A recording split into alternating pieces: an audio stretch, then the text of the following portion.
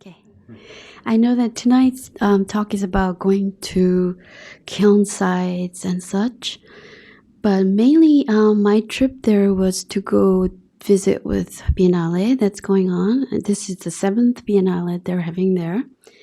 And from what I gather when I'm in US and looking up at their site, I didn't know that it was this massive event going on in Korea. So I like to share some images of that, and then it's gonna take place in Icheon. The first slides you're gonna see, and then I'll take you down to Cheongju Craft Fair, and then I'll talk a little bit about Korean history as I've seen it in terms of ceramic, and then show you some images from the young people they're creating there now, and I think it should be really fun. Okay, so we'll begin with some images from, we've had to twinkle with some computer glitches, so please excuse us and bear with us if it gets really strange.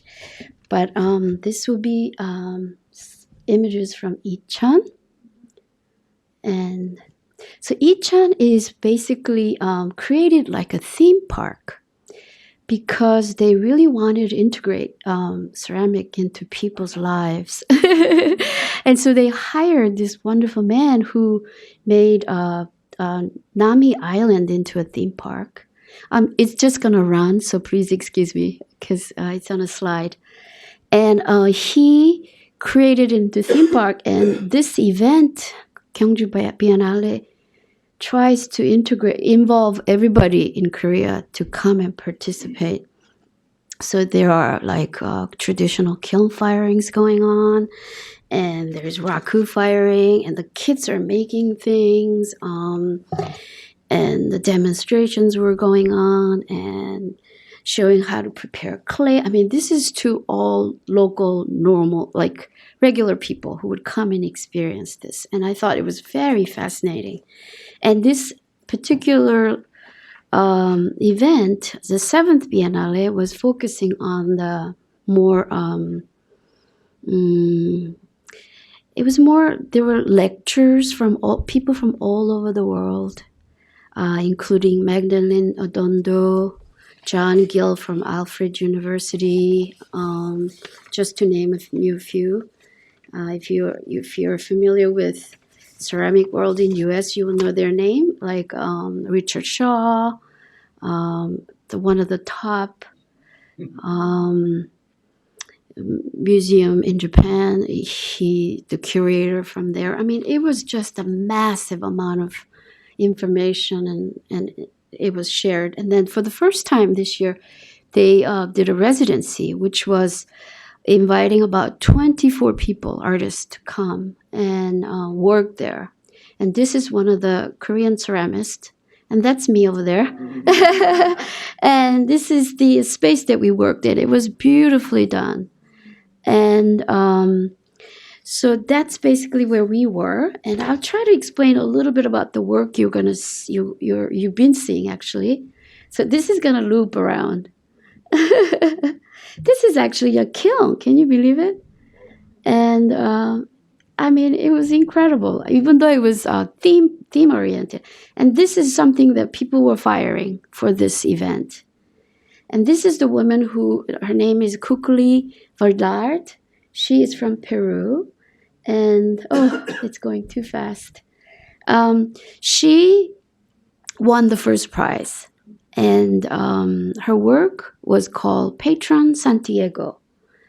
And so she had 6 different images of those Peruvian kind of, and what you're seeing here is, can you stop for a second? Can you stop? Yeah. Okay. Can you go like, yeah, this artist his name is Lee Han-chung. He's one of the very well-known Korean artists in Korea right now. And this is his studio, actually. And he brings his things, his gallery brings his things to Miami Biennale and etc. So you can keep going. Thank you, Peter. This is part of his studio. Yeah. And he studied architecture as well. So you can, this is there's a show called Hot Rookie, and it was about people who are under 30, and their work was shown in conjunction as another show. And these are the work. Can you stop there for a minute? And her name is Lee Yun-hee, this woman, and they were like just fascinating young people's work. And you'll see, I'll keep going, please.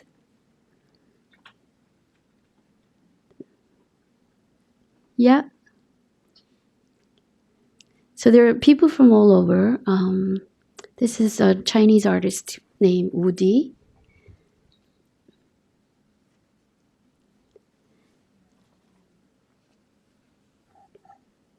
A Korean artist. Another Korean artist. Young man.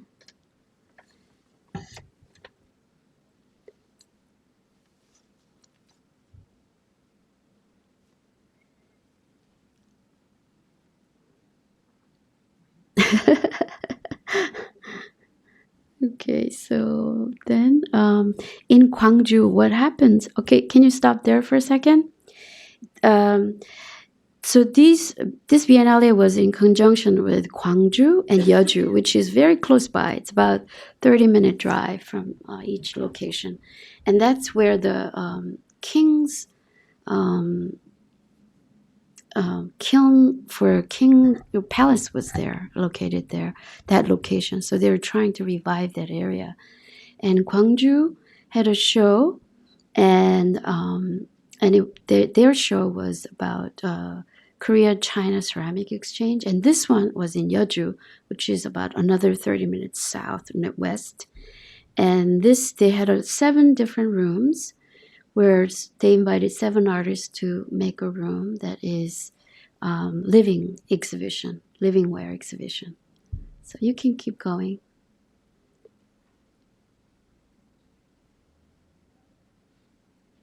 Okay, that's good. And then we'll move on to Cheongju. And so we go down south now to Cheongju. And Cheongju is about hour and a half ride down south to and in Cheongju there's another Biennale, which was it took place in a old tobacco factory, and it was 3 stories high, huge loft spaces full of art, full of ceramic. And these are the main exhibitions that were there. And this is a Japanese artist.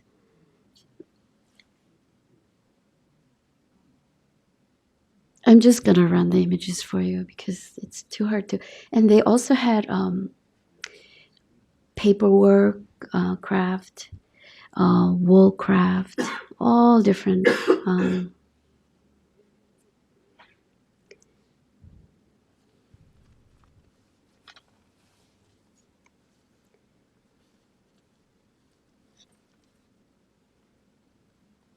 Do you have Cheongju on?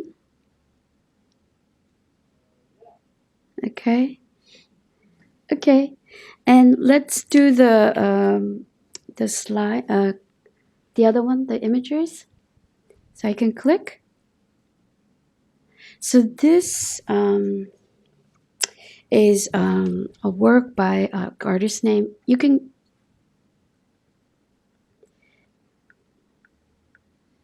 This is a work by an artist named Kate McGuire, and she's an English artist. And she calls this the splice, and it's made by a magpie feather.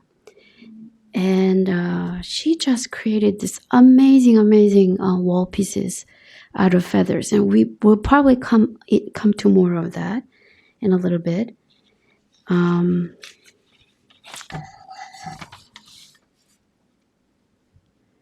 I'll just walk you through without the names, okay? Yeah, just images are fun, yeah. They were just massive amount of images. And I was just so surprised that, and this year they invited England and Japan as their guest country. So you'll see a lot of that. And this is a German,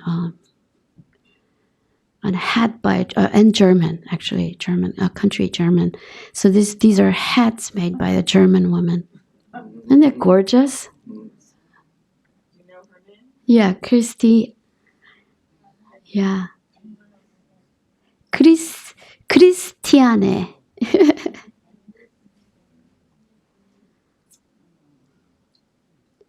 Just imagine, like, how do I explain it? Almost like a Chelsea gym, huge area, just full of beautiful wear. And I was like, so I had to go back twice, drive down with friends. And I never heard of Korean Biennale being such a, huge event. These are all Japanese artists' wares. Nisato Akio is his name.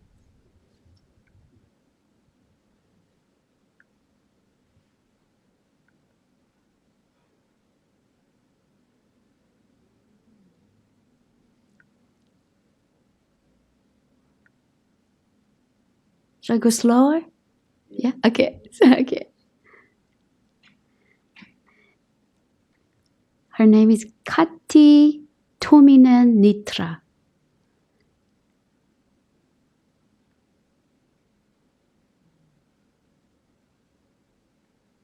She's, I believe, Swedish.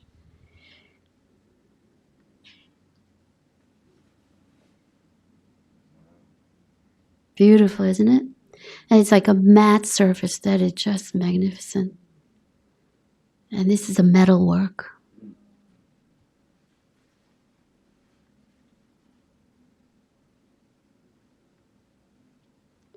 Chris Knight, UK.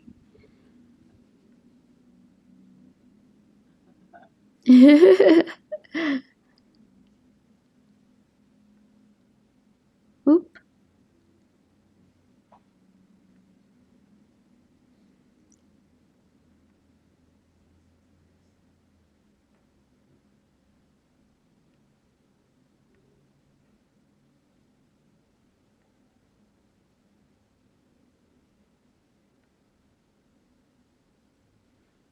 This is an artist named Golden Baldwin, English artist.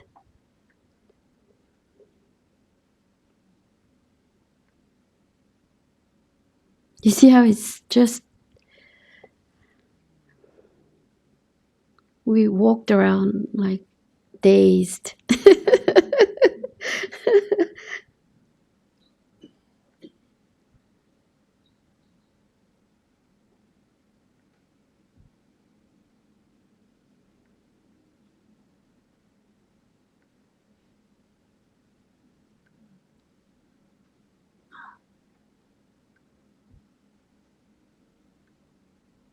And furnitures, like embedded natural leaves and petals.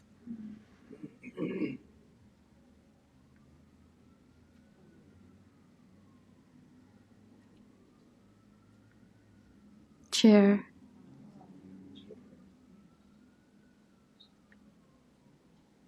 Josip Wash is his name. Yes. He shows in Manhattan in the Irish gallery on Fifth Avenue. Ah, really? Ah, yeah. And this was a massively big pot made by a Japanese artist. And then the tea wares were there as well, traditional tea wares. Those Korean? Japanese, yeah. But they're very, they borrow from Korea a lot. Yeah. The white glaze. Okada Yu. Okada Yu is his name. So Japanese country, the invited country was Japan this year, and England and Germany. So you'll see a lot of that.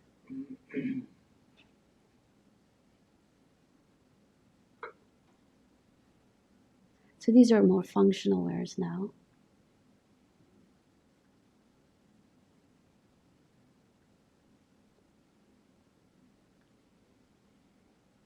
That's quite beautiful, isn't it? Yeah. Guess who this is? Lucy Ree? Yes, the Dame Lucy Rees. It was just laying on a table. So is that glass or porcelain? It's she uses stoneware sometimes. Some of them are porcelain. Yeah. She's an English artist that we're all influenced by her. Her work is just gem.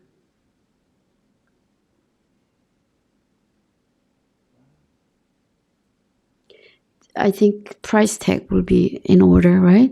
A piece like that would be maybe like $8,000 to $10,000. A small bowl or more.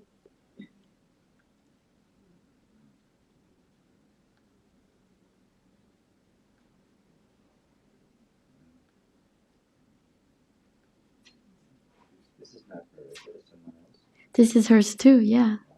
You see, I understand that from reading some of the things, that her entrance to her studio, she had a moon jar that was given to her by Bernard Leach. So imagine her walking into her studio, and every day she's entering it with Korean spirit.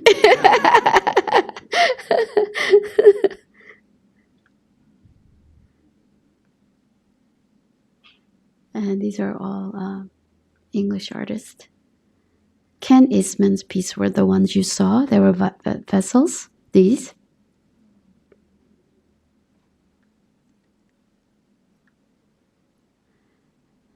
And this is Martin Smith. He's the head of London's Royal College, which is very famous for producing a lot of wonderful ceramists.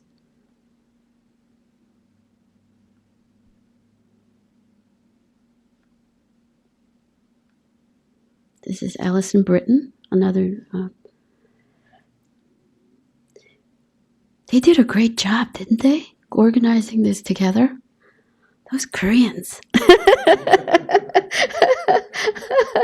This is Chun Liao. She's a Chinese woman, but she studied at Royal College. And she's quite established her name in the ceramic world. And she's collected by Victoria Albert's Museum and things like that.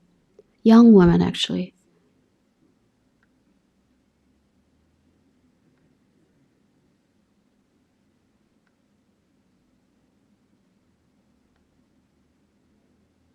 I like how they make these geometrical patterns out of the pieces. Yeah, yeah.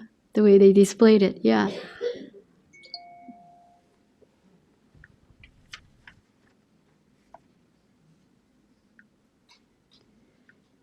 Are you getting bored? Are you enjoying it? No. Okay, I'll keep going.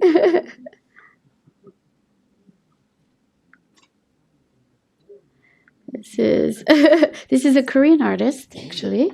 Yeah. Kim Sun is her name. Very beautiful, yeah? Very quiet, beautiful.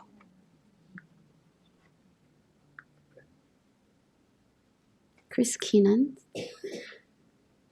Keys.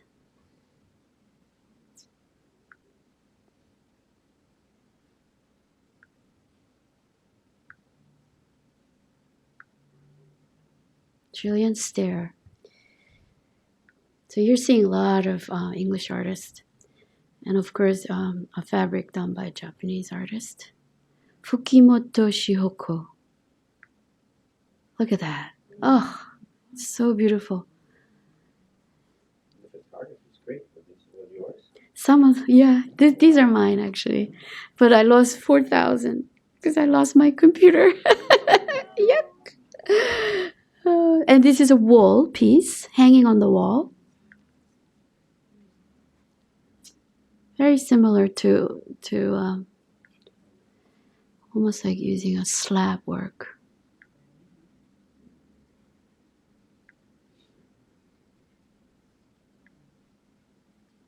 Is that traditional or modern stuff? I believe it's modern. Yeah.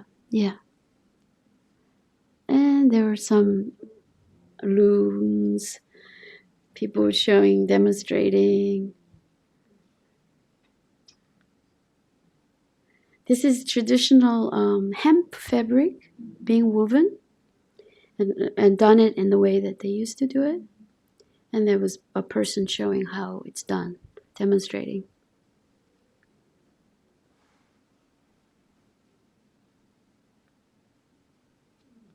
Hats. This piece is inspired by boat making process. So the artist took the strips of wood and nailed it with just tiny little nail. And it won a grand prize, actually.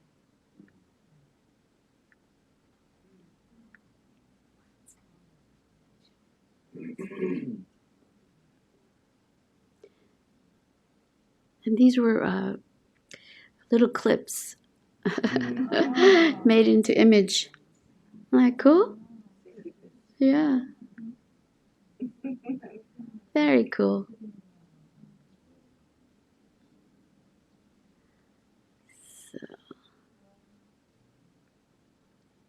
So much creativity, yeah? And this artist, her name is Voigt, and she was in our residency with us, so we spent a month together. We all hung out together, made work together. She actually won a silver prize.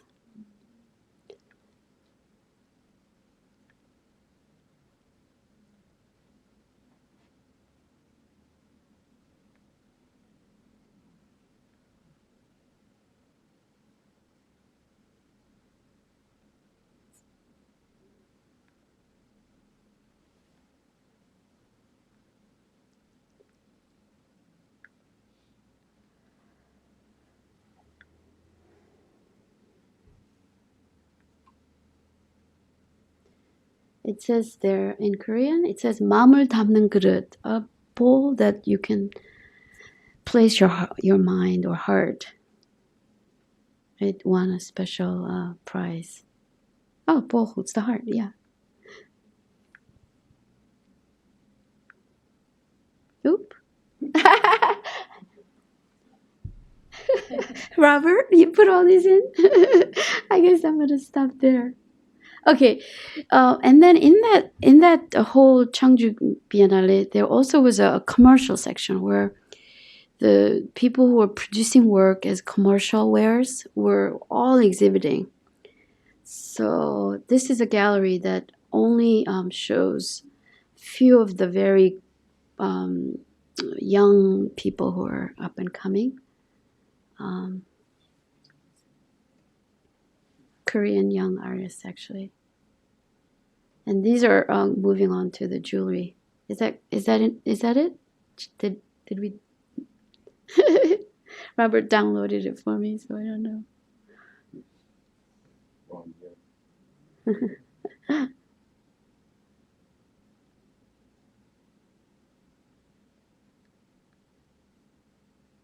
And that was the amazing part. Like there were like massive kids coming in on a bus and just walking around and just enjoying it.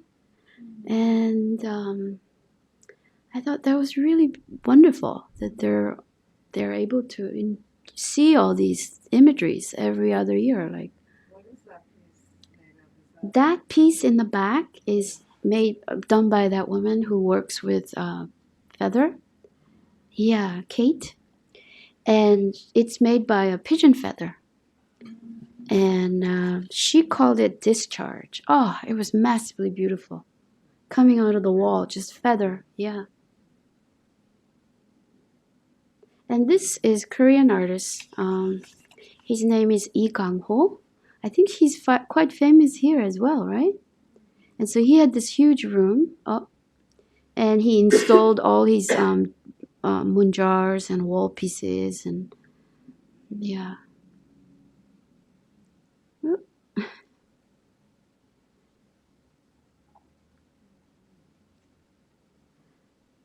Guess I think I'm going to stop there. I think that's pretty good. You can see what went on in Gyeonggi Biennale. And then we are going to go to imageries from National Museum in Seoul, Korea. Oh, Excuse me, in the first set of slides, there were very brightly colored bowls. What were they made of? It was really close to the beginning. They were kind of, it looked almost like they were made of coils. I can't really recall. Yeah, you can show it to me later. Mm-hmm. Yeah, and we will go to. I'm gonna just quickly run you through these beautiful Gyeonggi wares that I found in the museum in Paju, a little bit north part of. And this was used for making soju. Have you ever had soju? Mm-hmm. So they steamed it, and it would come out of that spout. This is modern or? This is old, actually. Yeah. We're a little bit mixed up over there with that. So you can run it. Thank you. And this was a rice storage jar. This is what you would call ongi ware, which is used for kimchi, storing kimchi. But each different region had their own style and the surface. So I thought it'd be fun to just quickly run you through. Yeah. Isn't that beautiful? I mean, that was rice jar. These were early, like, these were, good question. Sorry. Old, very old, like 1800s, I believe. Yeah. And these were the chimneys made by ongiware. Because when we say ongiware, we only think of kimchi, right? But they were. Would you define ongiware? Okay, ongiware was ware that was fired to like very porous temperature of, let's say, I believe 1800s. And is that correct? And it was made as usage, so it's porous. So kimchi, which needs to be fermented, needs a breathing surface. So they would glaze the inside of the pot, but leave the outside raw, etc.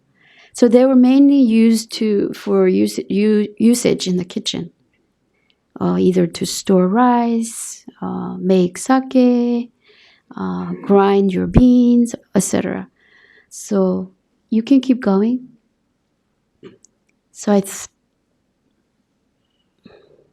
and these were used to maneuver dung from to the field. Yeah, you can keep going. And there were lanterns. These were lanterns.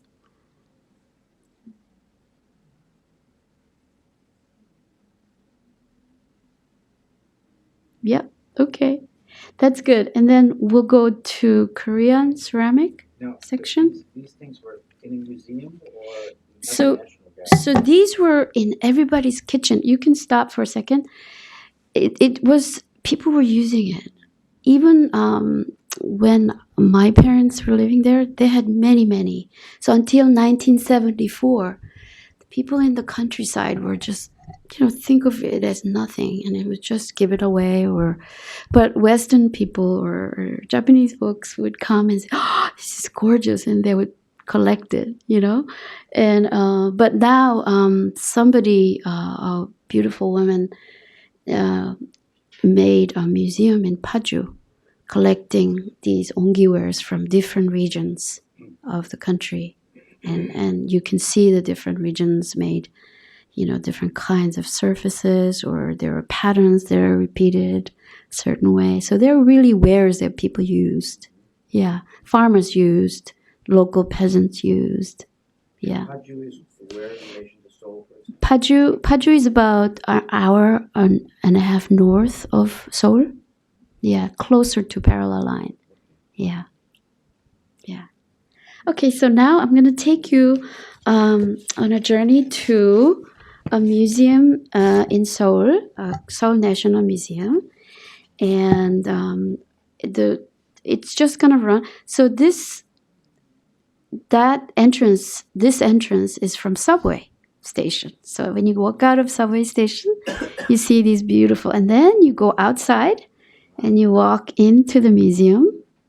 And I'm just going to read you some things. So Neolithic men produced oxidized soft clay fired at 1300 Fahrenheit. And Bronze Age harder earthenware was produced in Korea. It was fired at about 1832, a temperature high enough to melt copper and tin in a bronze. It was during this process of development that black earthenware fired reduction environment came into being.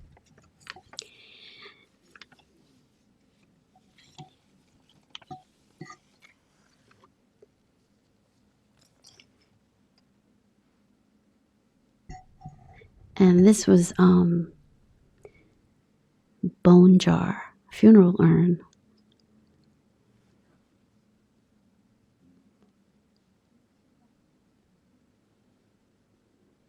And tiles.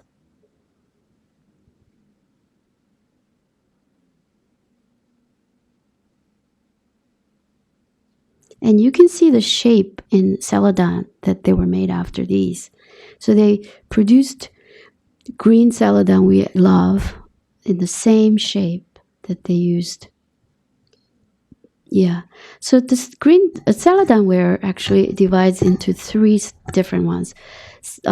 Plain one without any patterns like this, just glaze of Celadon.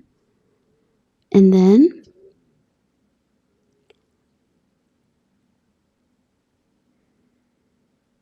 this is 12th century Goryeo dynasty.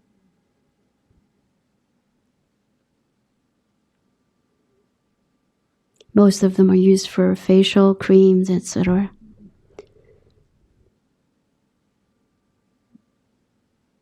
We are very familiar with these, right? Yeah, in the museums. And then there were the inlaid. So they would carve, lay slip, white slip, black slip, and then just carve the surface and then glaze on top of that. So inlaid work was another.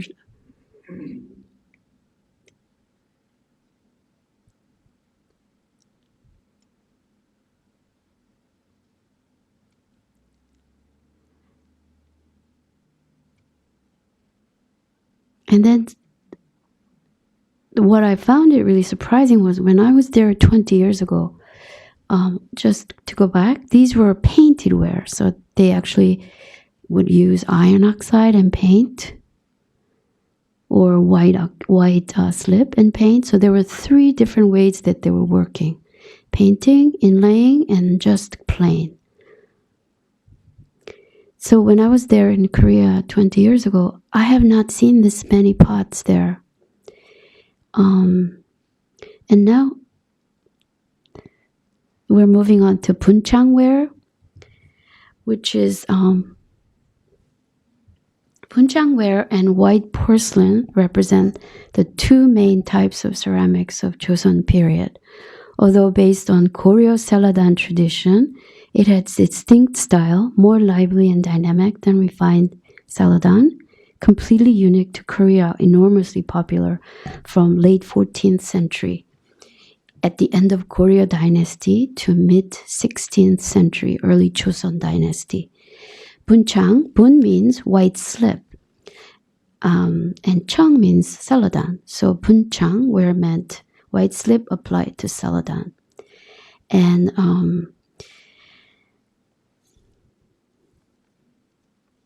so the Sangam inlay celadon declined towards the end of Goryeo period, and potters began to decorate the entire surface of vessels with white clay, as you saw in the beginning.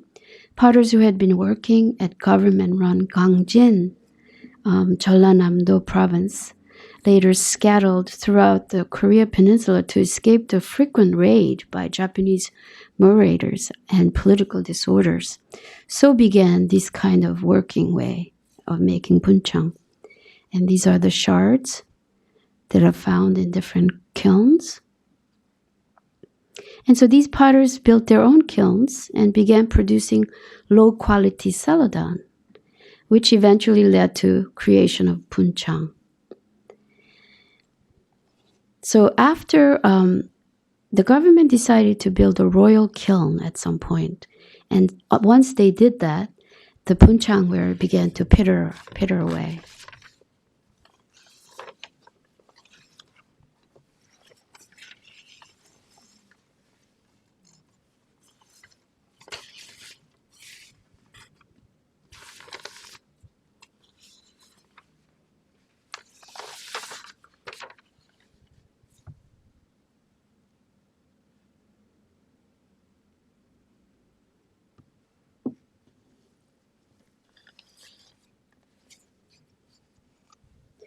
I think I've not seen these kind of a beautiful buncheongware here in any of the museums in U.S.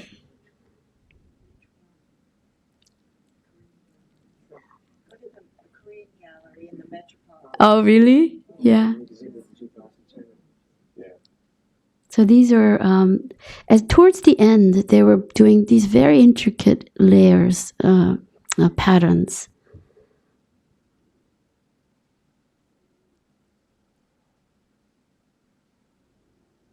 '15th century.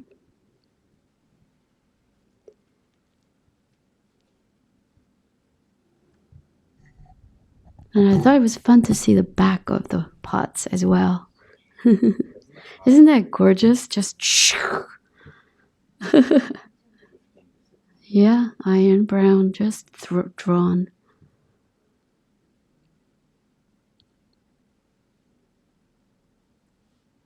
16th, 17th century. And then comes white celadon, which and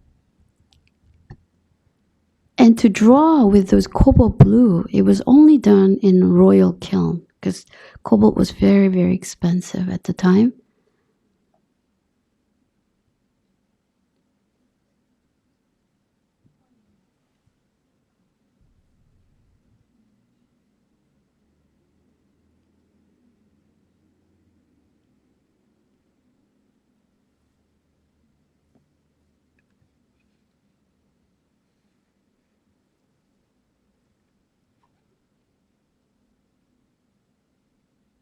'15th or 16th century.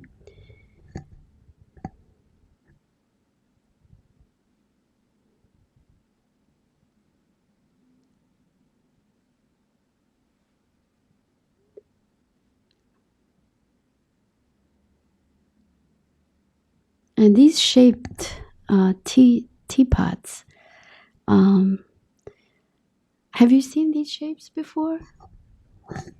Yeah, it's just, and a lot of I visited school settings where there's two universities in Seoul that are very famous. One is Seoul University and Hongik University.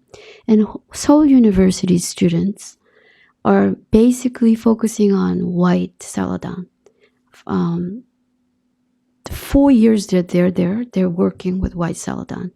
And so they're taking the traditional pots and just trying to come up with something that conveys Korean spirit, but just slightly changing. And that was their focus. And many of them were basing that particular tea kettle to go from. And I thought it was very interesting. Yeah.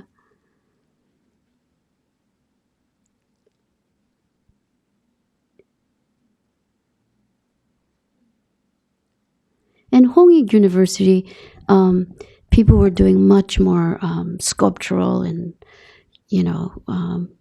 etc. And now we come into 19th century. So white porcelain continued, whereas green celadon kind of stopped at the Goryeo period. So it says Bok in the middle, in that bowl, which means blessings or. So these are water droppers for scholars. And imagine every scholar in that time period needed to have the droppers and brush holders, and these are paper holders.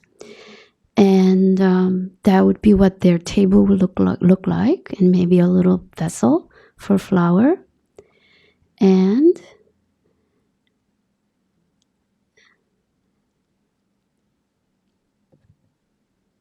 maybe a box to hold brushes.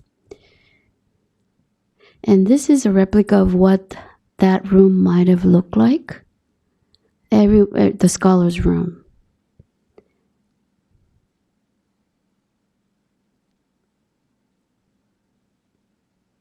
Can you stop there for a second? Yeah, right there. And this shows, let's see, where all the white kaolin porcelain were excavated. They were very famous for making they produced beautiful kaolin porcelain clay. And I didn't realize there were so many places that they could get the clay in Korea. I thought perhaps there were few, and maybe some had come from China. Next, please. And just stop for a minute. And here, right up here, I was told to use this. This area right here was where royal kiln was at some point. So all these little dots were kilns. There were 340 kilns all near Seoul in Gwangju area. And this may be like right here, maybe where we were in Icheon. And the reason was that they would move around all these spots because they needed the wood for firing. And so at some point they decided to just settle right here because this is a Hangang River. So they could transport wares through this river to Seoul or get all the woods through the river on a little raft. So this is where the royal kiln was built. Okay, you can keep going. Go ahead, you can keep going. So here's a picture of what an old celadon maker might have looked like. And can you stop there a moment?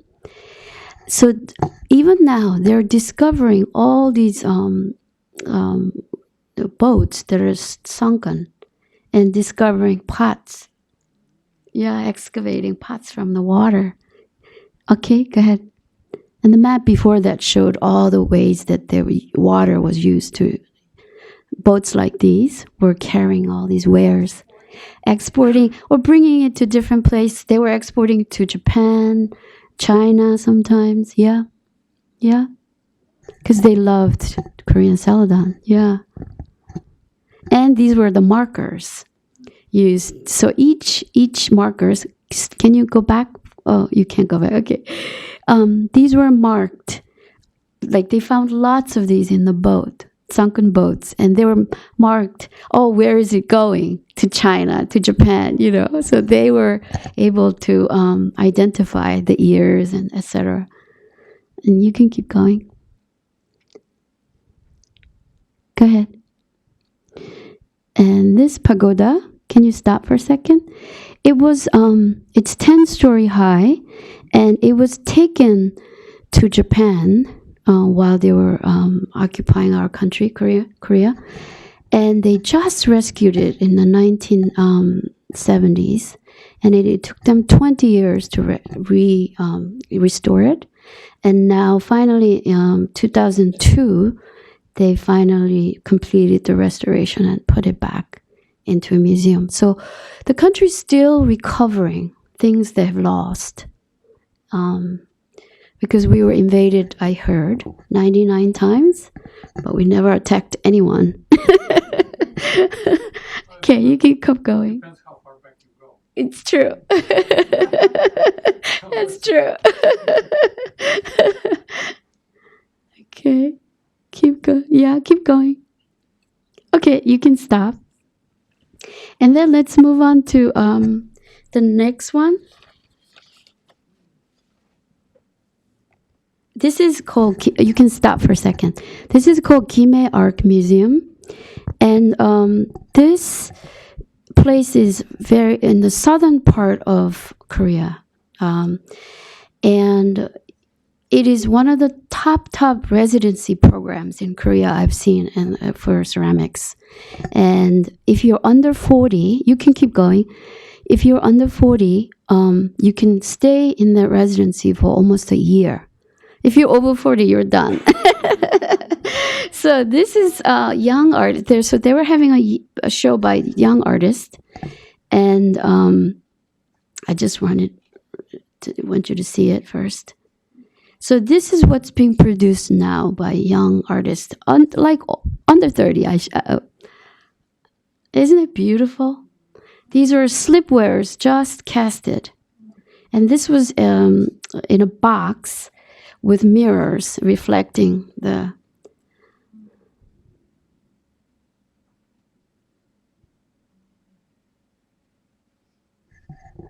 And this artist layers these little dots with layers of color slip. And I'll tell you their names after you see it once.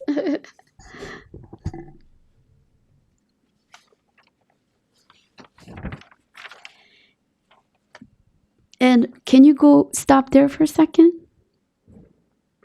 Can you? Yeah. These are the moon jars I was telling you about. Series inspired. And this particular moon jar was in Korea Ewha University collected. And next one, please. Can you explain what it means to be a moon jar? Moon jar. Yeah, I will. It's a long story. I will explain it to you. Keep going. You can keep going. You see the big, beautiful neck there? And most of these pieces are in Osaka Museum in Japan. You can stop right there. Stop. Yeah. Moon jar and these were works done by young Seoul University students who are throwing each pieces. They're not slip casted. They were throwing each pieces like immaculately perfection. And you can keep going. Thank you. This was a show at Seoul University. And this is a replica of, you've seen those little candle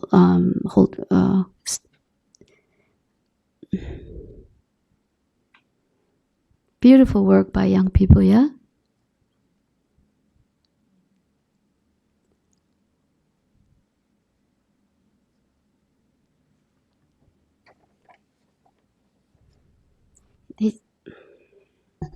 This trying to match the artist. And I thought I'd show you some photos of traditional clothes that are being made now.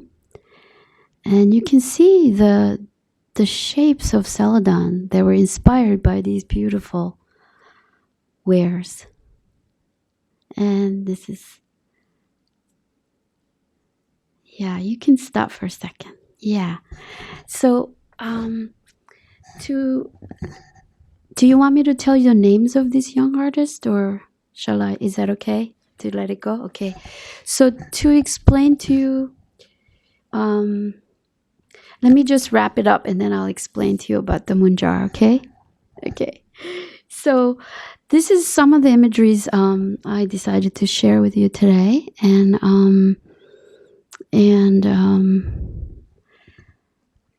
it kind of shows you the loop of what's happened, what's going on, and from speaking with one of the professors, there is almost two to 300 students signing up for ceramic major each year. And so Korea is really reclaiming so much of heritage through ceramic. And if you know about England craft society, English really have a beautiful craft support. When you come out of school, they support. I mean, there's a wonderful supportive system, and I think Korea is trying to do that. And so the government is actually helping people establish to a certain level, and then there's the craft. What do you call it? Craft organization that support, so that if young people are really growing, they will accept them and they will take you to different craft fairs but mostly to Europe. I noticed Germany, England, Switzerland, but not to America. Interestingly, they don't think anything is going on in America in terms of ceramic. Yeah, it's not true. So I think they only know about NCICA, and that's probably it. So I thought that was quite interesting. But there is a tremendous amount of movement and support and for up and coming craftsperson. And I thought, if they keep going like this, maybe perhaps in, I don't know, in 20, 30 years, what surprise would come, even already, So I came back with a beautiful, hopeful feeling about what direction they're going with the craft. And I wanted to share that with you. Thank you.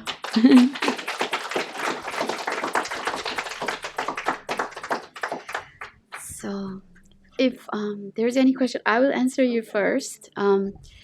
Moon jar was made by throwing one piece and then throwing another and putting it together.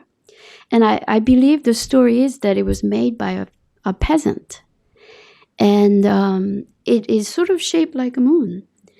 And somehow it became sort of like a national ceramic piece. So I made a moon jar myself to take it there, thinking, oh, I have to make a moon jar, of course, right? And I went there, I usually pinching. And potters were making moon jar after moon jar after moon jar. And but they didn't have this kind of old, kind of rustic feeling, the new ones they were making. I believe. Do you know, Robert? Do you know anything about moon jar stories? For storage? Mm-hmm. Yeah. I think it was more. It was like a spur of the moment thing a peasant potter made, and said, "Oh, I love this shape." I think it began that way. So, and it almost seems like now it's like a national symbolic shape, like Korea moon jar. It's everywhere. Like people are even painting moon jars if they can't make it as potters.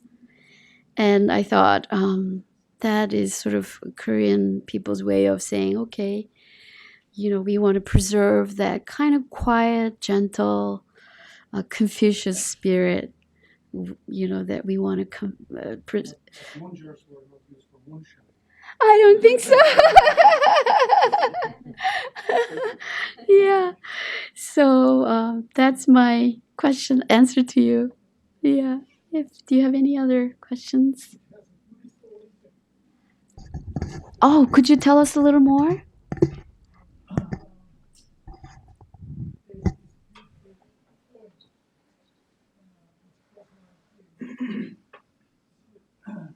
In the olden times, like a village would have several springs Yes. where they draw water, drinking water. Okay. And so the peasants, the farmers, they would spend a long day out in the field cultivating the corn, harvesting. And then when they come home, they have to make a later dinner. And that's the only time they have, and then they have to have a good supply of water Mm-hmm. when the morning comes. So they go to spring to fetch water. Yeah. And usually it's by this time the moon is shining. Ah, I see. Yeah, beautiful. Mm-hmm. Zen philosophy, your mind, Buddha mind, is compared to moon. Ah, Buddha mind is compared to moon. Ah, I see. When you go to spring to fetch water, make sure you bring the moon. Oh, how beautiful. Did you all hear that? When you go fetch water, make sure you bring moon with you. Thank you so much for sharing that. Yeah. Wow, I never knew that. That's why it's so beautiful. Well, should we wrap it up? And thank you so much for coming out. Oh, okay. Hi. I have another question. Okay. To go along with that, sort of a big question. You referred to Korean spirit. Uh-huh. Can you elaborate a little more on that as it pertains to ceramics? Pertaining to ceramics, there was Korean culture was saturated with Confucianism for 500 years. And in that period of time, they were concerned, the cleanliness, the purity was the spirit of Confucianism. So imagine 500 years, that was the spirit. And like our beautiful monk has explained, reflecting upon your soul seemed like it was just something you just did. You didn't even have to like go out and search. You just did because that's how it was. So if you look at some of the clothes too, the hemp clothes, for example, they're white. It's beautiful clothes.